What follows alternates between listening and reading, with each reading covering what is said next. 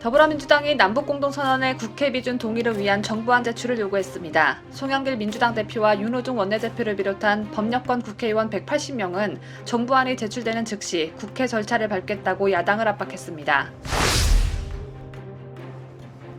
국민의힘 새 지도부에 미묘한 긴장감이 흐르고 있습니다. 특히 최고위원들이 이준석에 대한 견제성 발언들을 속속 내놓으면서 순탄치 않은 이준석 당대표의 앞날이 점쳐지고 있습니다.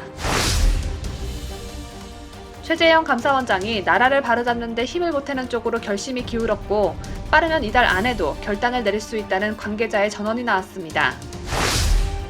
김종인 할아버지께서 윤석열 전 검찰총장의 간보기 처신은 국민을 짜증나게 한다고 말했습니다. 정치권에서 자꾸 알짱알짱거리는 김 할아버지도 짜증나는 건 마찬가지입니다. 대권 도전을 선언한 하태경 국민의힘 의원이 보수의 노무현이 될 것이라고 말했습니다.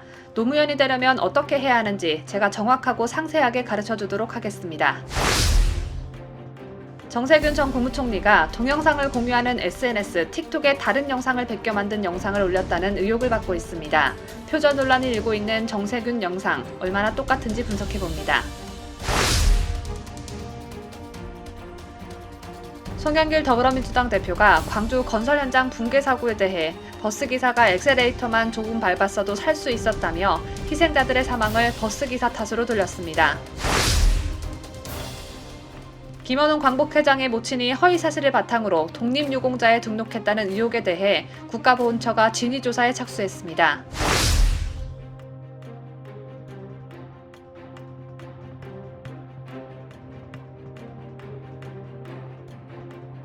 시청자 여러분 안녕하십니까? 뉴스데일리 베스트 민앵커입니다.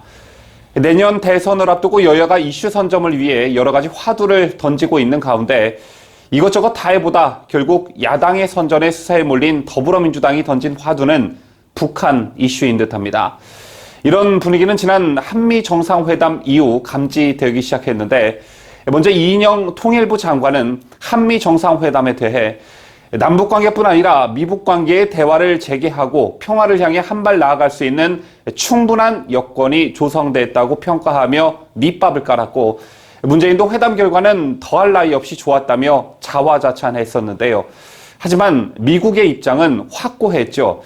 조 바이든 미국 대통령은 정상회담 공동기자회견에서 북한 비핵화에 대한 환상도 없다고 했습니다. 이어 김정은과의 회동 추진 여부를 묻는 질문에 북한이 북핵 문제를 해결하려는 의지를 보인다면 만날 수 있다고 선을 그었죠. 또 토니 블링컨 미 국무장관도 세심하고 조율된 외교 준비를 마쳤음을 강조하면서도 공은 북한 코트에 있다며 다시금 북한의 태도 변화를 촉구한 바 있습니다. 즉 이번 한미 정상회담에서 미국은 북핵 협상에 앞서 북한의 태도 변화가 선행돼야 한다는 원칙을 분명히 밝힌 것입니다. 특히 공동선명에 안보리 대북제재 결의의 완전한 이행이라는 문구를 담은 것은 대화를 위해 제재를 완화했다가 북핵 개발에 기회만 줬던 과거의 실패를 반복하지 않겠다는 의지의 표현이었습니다. 그런데 임기 내내 공을 들였던 북한과의 관계 개선에 뚜렷한 가시적 성과를 만들어낼 수 없게 된 문재인 정부가 내년 대선을 앞두고 몸이 단 것 같습니다. 더불어민주당이 어제 남북공동선언의 국회 비준 동의를 위한 정부안 제출을 요구했습니다. 송영길 대표와 윤호중 원내대표를 비롯한 법여권 국회의원 180명은 정부안이 제출되는 즉시 국회 절차를 밟겠다고 야당을 압박했는데요. 이에 국민의힘은 강하게 반발하고 있는 상황입니다. 국회 외교통일위원회 소속 국민의힘 의원들은 전날 성명에서 정부 여당은 북한이 남북공동연락사무소 폭파로 사문화시킨 판문점 선언의 국회 비준을 추진하고 있다며 이 얼마나 국민을 비참하게 만드는 일인가라고 한탄했습니다. 내년 대선 전 가시적인 대북 성과를 만들고 혹시 정권이 바뀌더라도 합의가 무효화되지 않도록 못 받겠다는 의도도 깔려 있다는 게 야당의 시각인 것입니다. 참고로 국회 비준 동의는 재적의원 과반수 출석에 출석의원 과반수가 찬성해야 하는데 20대 국회와 달리 21대 국회에서 절대다수 의석수를 확보한 민주당은 단독으로 이를 의결할 수 있습니다. 똑같은 말 반복시키는데 공천관리위원회가 당한 단계에 플러스난 행위는 절대 제가 용납하지 않겠습니다. 자, 연결하겠습니다. 그럼 안에도 분명히 연락하죠. 자, 이거는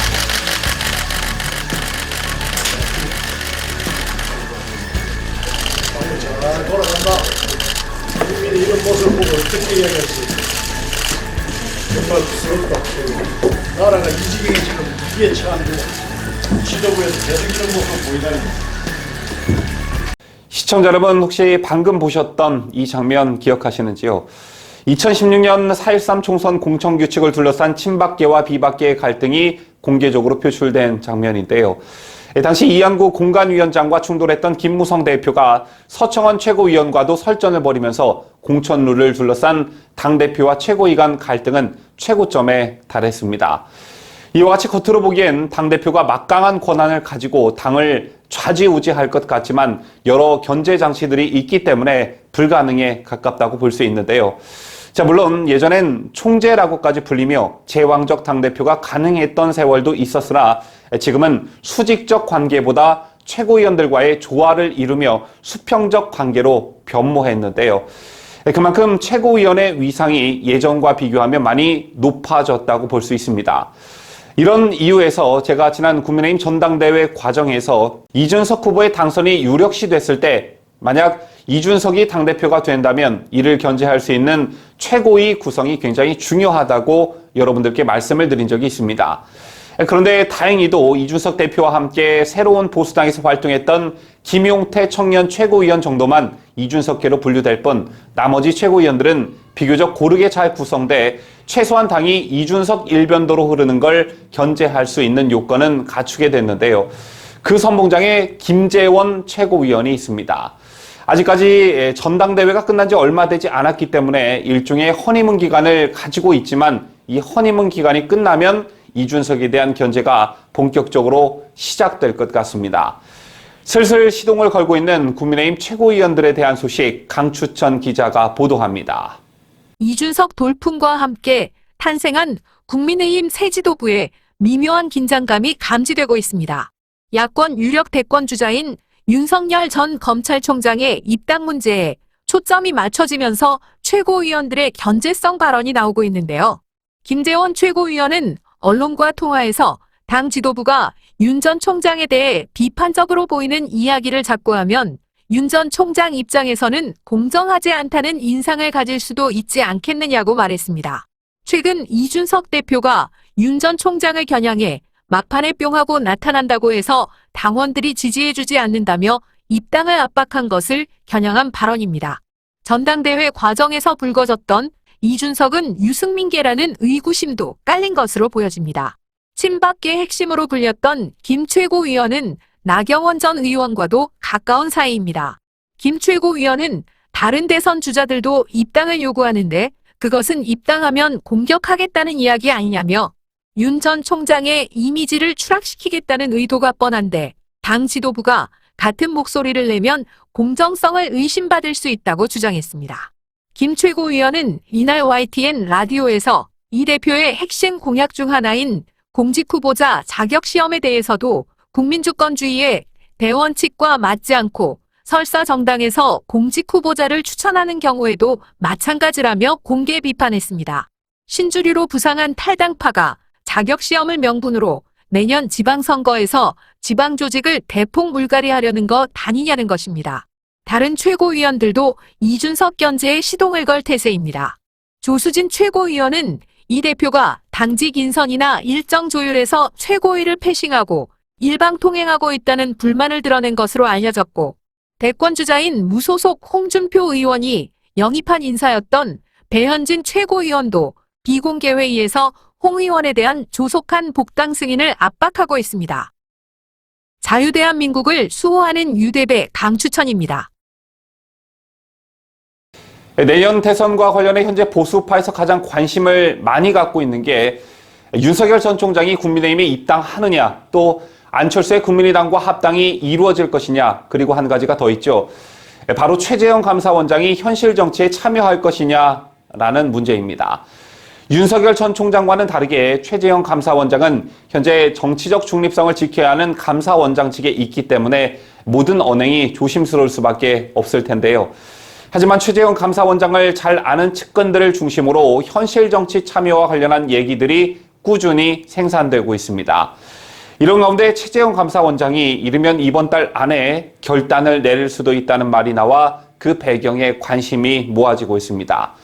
야권 핵심 관계자는 나라를 바로잡는 데 힘을 보태는 쪽으로 최 원장의 결심이 기운 것으로 안다며 시기는 기존 거론됐던 7월 말 8월 초보다 더 빨라져 이르면 이달 안에도 결단을 내릴 수 있다고 말했는데요.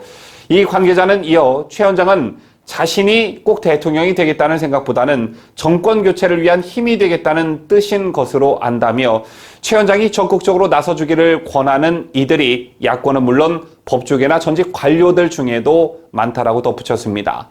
실제로 야권에선 최 원장이 깃발만 들면 사람들이 모여드는 건 정해진 수순이라는 평가가 심심치 않게 나오고 있습니다. 지금 야권 주자로 윤 전 총장이 가장 주목을 받고 있지만 대권 주자로서 정치력과 능력이 검증이 아직 안 된 상황이고 이런 상황에서 자칫 윤 전 총장에게 올인했다가 큰 낭패를 볼 수 있다는 위기감이 있는 것도 사실입니다. 때문에 최 원장이 정치판에 뛰어들 경우 윤 전 총장과 건전한 라이벌 구도를 형성하며 흥행에도 도움이 될 뿐만 아니라 윤석열의 반갑을 가지고 있는 보수파 국민들의 선택의 폭이 한층 더 넓어지는 효과도 가져올 수 있는데요.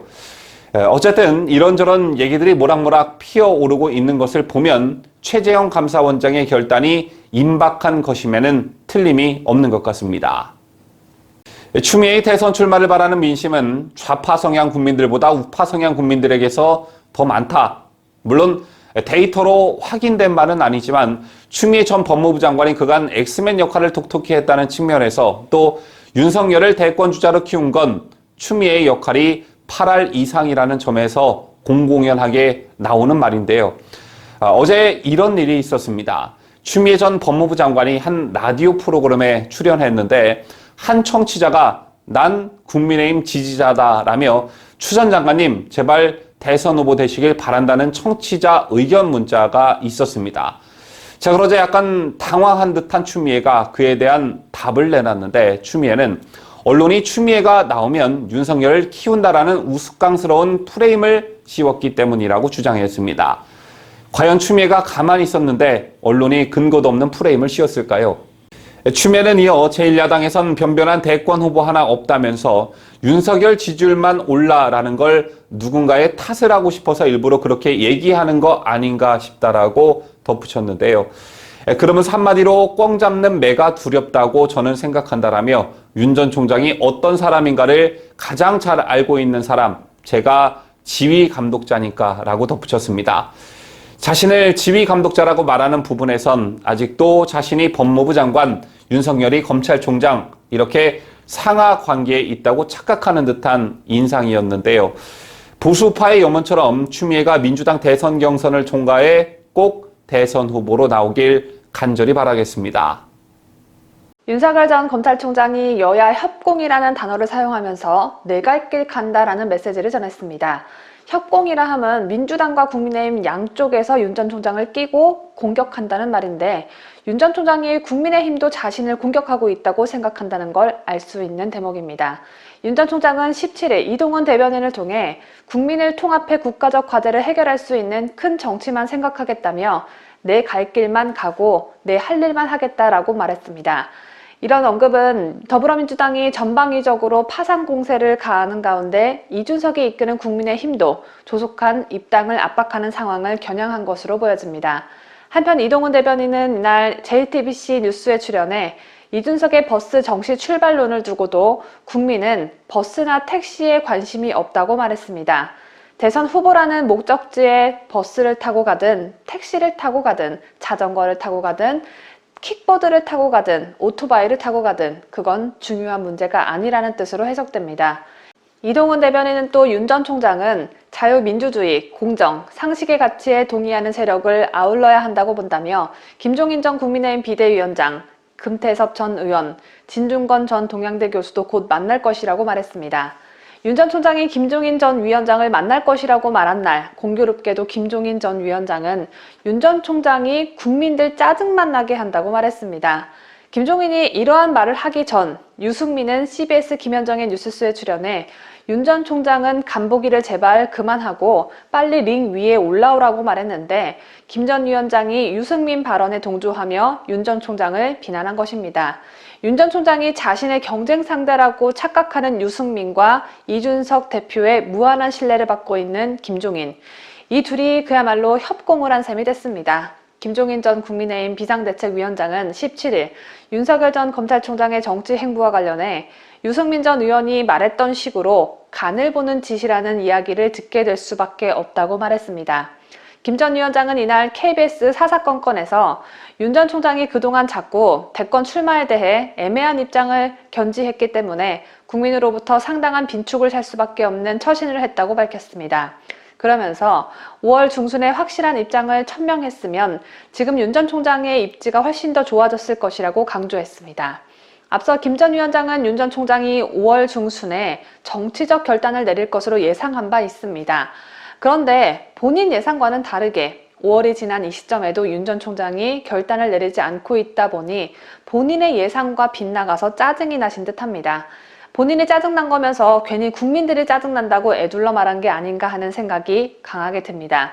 한편 김 전 위원장은 국민의힘 이준석 대표와 최근 여러 차례 통화했다면서 너무 서두르지 말라고 이야기를 했다고 말했습니다. 그러면서 이준석 대표가 대선 국면에서 자신에게 도움을 요청할 경우에는 대선의 상황이 임박해서 하나의 역할을 담당해야 할 것 같으면 내가 또 생각해 볼 수 있다. 그러나 그 전에는 당의 특정한 직책을 갖고 들어가지는 않을 것이라고 말했습니다. 자연인으로 돌아가겠다던 김종인 할아버지는 이미 모든 채비를 마치고 현재 이준석이 공식적으로 콜을 할 때까지 대기하고 계신 듯합니다. 국민의힘의 세대교체를 원한다는 이유로 이준석을 지지하는 젊은이들에게 전합니다. 생물학적 나이가 젊은 이준석이 당대표가 됐다고 해서 당이 젊어지는 건 아닙니다. 4.15 총선에 조작된 패배를 이끌었던 80살의 할아버지가 이준석으로 인해 다시금 국민의힘으로 되돌아와 대선을 진두지휘하려고 합니다. 이미 국회의원을 4번씩이나 하고 대선에 나와 문재인에게 패배했던 이준석 아빠 친구 유승민이 이번에 또 이준석 찬스로 대권에 도전한다고 합니다. 이런 상황을 보고도 2030 세대들이 원하는 진정한 세대교체라고 할 수 있을까요? 저는 이준석과 동갑내기로 저와 같은 30대가 정치권에 새 바람을 일으키는 일 누구보다도 환영하고 간절히 바랍니다. 그리고 저는 누차 말씀드리지만 윤석열 전 총장의 지지자도 아닙니다. 하지만 대선 여론조사에서 수개월간 1위를 달리고 있는 사람을 당대표가 압박하고 비난하는 게 정상은 아니라고 생각합니다.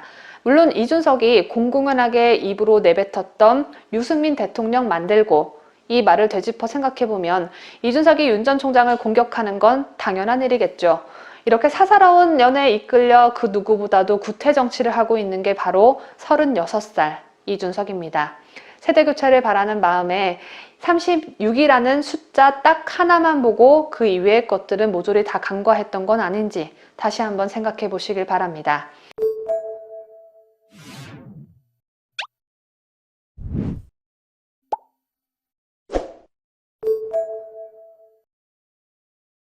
다음 소식입니다. 김진욱 고위공직자 범죄수사처 처장이 윤석열 전 검찰총장 고발사건 수사와 관련해 아직 본격적으로 수사 착수를 하지 않은 상태다라고 말했습니다.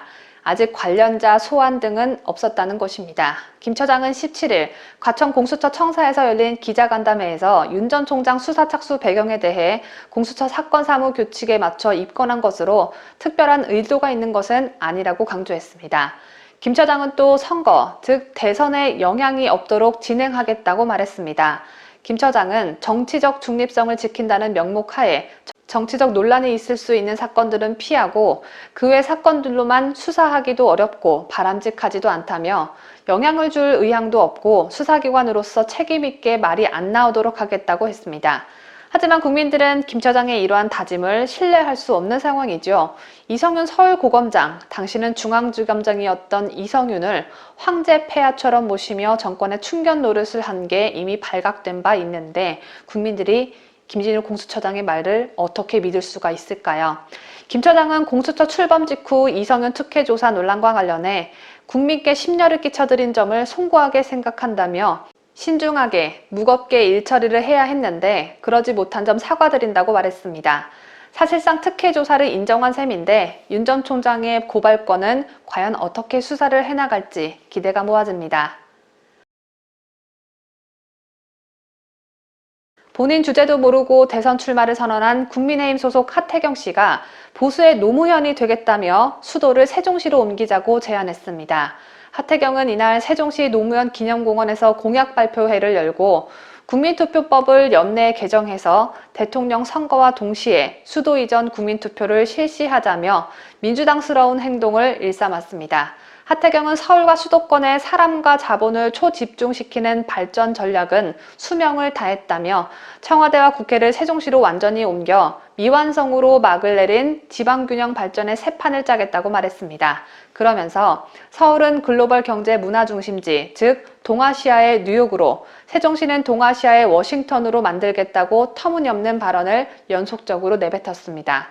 공약 발표 후 기자들과 만난 하태경은 인기를 끌기 위한 벼락성 공약이 아니다라며 정치는 노무현 전 대통령처럼, 경제는 박정희 전 대통령처럼 해 보수의 노무현이 되겠다고 했습니다. 박정희 대통령 발톱에 때만큼도 못 따라가는 주제에 괜히 박정희 대통령 거들먹거려서 국민들 화딱지 나게 하지 말고 노무현 한 명만 우상으로 삼길 바랍니다. 그러려면 노무현 부인처럼 하태경 부인도 피아제 시계 받고 논두렁에 시계를 던지고 부엉이 바위가 있는 산에도 올라가고 그래야겠습니다.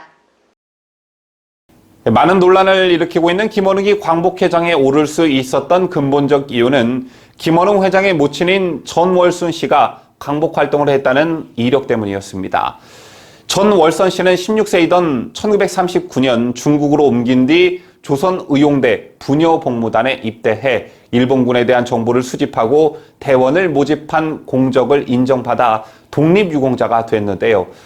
그런데 만약 이게 허위 사실이라면 김원웅 광복회장은 심각한 타격을 입게 되고 광복회장 자리마저 위태롭게 되겠죠. 이런 가운데 김원웅 광복회장의 모친이 허위 사실을 바탕으로 독립유공자에 등록했다는 의혹이 제기되고 있습니다. 의혹의 핵심은 김원웅 회장의 모친인 전월선 씨가 독립유공자 전월순 씨와 전혀 다른 인물이라는 의혹인데요. 이런 의혹을 제기한 광복회 개혁 모임에 따르면 전월순 씨는 전월선 씨의 언니이며 상주에서 확인한 제적부엔 전월순 씨와 전월선 씨가 친자매 사이로 되어 있습니다. 실제로 보훈처는 최근 경부 상주시로부터 공식적으로 확인한 결과 전월선 씨는 전월순 씨보다 2살 어린 여동생으로 나타났습니다. 1990년 독립유공자 신청 당시 김 회장 모친은 전월선이 본명이고 전월순이란 이명으로 광복군 활동을 했다고 적어냈습니다. 친분을 숨기기 위해 전월순이라는 이름을 빌렸을 뿐이고 실제로 독립운동을 한 사람은 전월선이라는 뜻이죠. 그로 인해 전월순 씨가 그의 건국훈장 애족장을 서운받았고 보훈처 공식 기록엔 전월순으로 되어 있습니다. 그러나 보훈 대상자 명부에는 전월선으로 기록됐습니다. 이런 이유로 국가보훈처가 김원웅 광복회장의 모친이 허위 사실을 바탕으로 독립유공자에 등록했다는 의혹에 대한 진위 조사에 착수했습니다. 이 같은 의혹을 제기한 관계모 측은 전월선 씨가 생존과 사후까지 10억 원으로 추산하는 보상금을 부당하게 받았다. 이는 국고로 반환돼야 한다며 김 회장은 그동안 저지른 불법 행위에 대해 엄중한 법적 책임을 져야 할 것이라는 강경한 입장을 보이고 있습니다. 특히 관계모의 이완석 씨는 친언니의 이름으로 독립운동을 했다는 건 이해하기 힘들다. 김 회장의 부친인 김군수 씨의 제적부를 떼어보면 모든 사실이 다 드러난다고 말했습니다.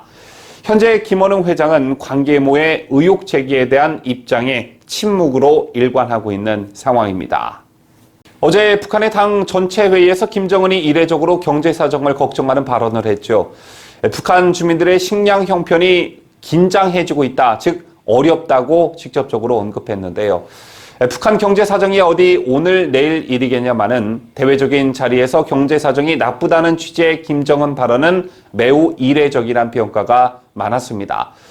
그런데 이런 와중에 북한이 미얀마에 30만 달러를 지원했다는 사실이 확인됐습니다. 우리나라도 코로나 백신이 부족한데 북한의 코로나 백신 지원을 하겠다는 문재인이나 북한 주민들이 가난에 시달리는데 다른 나라의 현금을 지원하는 북한 김정은이나 서로 통하는 데가 참 많은 것 같습니다. 유엔 인도주의 업무조정국 재정 확인 서비스는 이날 미얀마 인도주의적 대응계획 2021을 공개했습니다. 이 사업은 쿠데타 등 불안정한 정치 경제 상황으로 난민이 발생하는 등 인도주의적인 위기에 처한 미얀마 주민 9만여 명을 대상으로 코로나19 대응과 자연재해 대처, 식량 위생 등을 지원하는 프로그램인데요. 60만 달러를 기여한 한국을 비롯해 미국, 일본, 캐나다, 스웨덴, 스위스, 영국, 덴마크, 노르웨이 등 14개의 나라의 정부와 EU 대외 지원 기구가 지원에 참여해 현재까지 5,116만 달러가 모였는데 여기에 북한이 사회주의 국가로선 유일하게 참여한 것입니다. 이와 관련해 전직 정부 고위 당국자는 언론과 인터뷰에서 미얀마는 북한의 전통적인 우방으로 북한이 미얀마에 무기를 밀수출하는 등 돈독한 관계를 유지하고 있다며 양국 관계는 물론 북한이 국제사회에 기여하고 제재 속에도 이상이 없다는 점을 과시하려는 차원일 수 있다고 분석했습니다. 여러분 혹시 경제고통지수라는 지표를 알고 계시는지요? 경제고통지수란 국민이 체감하는 경제적 어려움을 보여주는 지표로 수치가 높아질수록 경제적 고통이 커졌다는 걸 의미하는데요. 지난달 경제고통지수가 최근 10년간 최고치로 치솟았습니다. 5월 경제고통지수는 6.6을 기록했는데 5월 기준으로 2011년 7.1을 기록한 이후 가장 높은 수치였습니다. 이처럼 서민들은 먹고 살기 힘들다고 아우성인데 정부는 GDP 성장률, 월간 취업자 수 등 유리한 경제지표만 선별적으로 내세워 자화자찬만 하고 있죠. 여러분 아시다시피 문재인 정부는 일자리 상황판까지 만들 정도로 일자리 정부를 표방했습니다. 하지만 출범 직후 소득주도 성장을 한다며 2년간 최저임금을 30%까지 가까이 끌어올리며 일자리 참사를 자초했고 취약계층이 고용시장에서 밀려날 것이라는 전문가들의 경고는 철저히 묵살했습니다. 또 근로시간을 경직적으로 제한한 주 52시간 정책으로 근로자 임금은 줄어들었고 기업의 고용 여력도 감소했죠. 이 모든 경제 실정을 코로나 팬데믹 때문이었다라고 항변할지는 모르겠지만 코로나 팬데믹 이전부터 이 같은 경제 파탄은 이미 예고되어 왔습니다. 이런 가운데 문재인 정부 들어 우리나라가 얼마나 기업하기 개떡 같은 나라인지 알 수 있는 지표가 나왔습니다. 문재인 정부 출범 이후 지난 4년간 무려 12,333개 제조기업이 해외로 나가는 사이 단 52개사만 국내로 유턴한 것으로 드러났습니다. 보도에 김자유 기자입니다. 권명호 국민의힘 의원이 산업통상자원부로부터 제출받은 리쇼어링 기업 현황에 따르면 2017년부터 2020년 4년간 해외 진출 기업 가운데 생산 공장 등을 국내로 다시 옮긴 기업은 52개사에 불과한 것으로 나타났습니다. 반면 이 기간 제조업이 해외로 나간 오프쇼어링은 12,333개사에 달했는데 해외 진출 기업 수가 유턴 기업 수보다 237배 많았습니다. 한국으로 다시 돌아온 기업들은 외부 요인으로 돌아왔다는 답변이 가장 많았습니다. 국가별로는 중국이 42개사, 베트남 등 동남아시아가 9개사로 신흥국이 대부분을 차지했는데요. 선진국에서 복귀한 사례는 미국에서 자동차 부품업을 했던 중소기업 1개사뿐이었습니다. 정부의 리쇼어링 정책은 문재인 정부 출범 때인 2017년 8월 100대 국정과제에 포함시키면서 본격적으로 시작됐습니다. 2018년 11월에 유턴기업 종합지원 대책을 수립했고 2020년 하반기 경제정책 방향 등 잇따라 대책을 내놓았습니다. 문재인은 지난해 신년 기자회견에서 한국 기업의 유턴은 물론 해외의 첨단 산업과 투자를 유치하기 위해 과감한 전략을 추진하겠다며 대한민국이 첨단 산업의 세계 공장이 되어 세계의 산업 지도를 바꾸겠다고 말했습니다. 하지만 세계 기업 유치는 고사하고 국내 기업 유턴조차 제대로 이뤄지지 않고 있다는 지적이 나옵니다. 권명호 의원은 문재인 정부가 과감한 리쇼어링 정책으로 국내로 복귀하는 유턴 기업이 늘어날 것이라고 예측했지만 결과는 장밋빛 청사진에 불과했다고 지적했습니다. 자유대한민국을 수호하는 뉴스데일리 베스트 김자유입니다.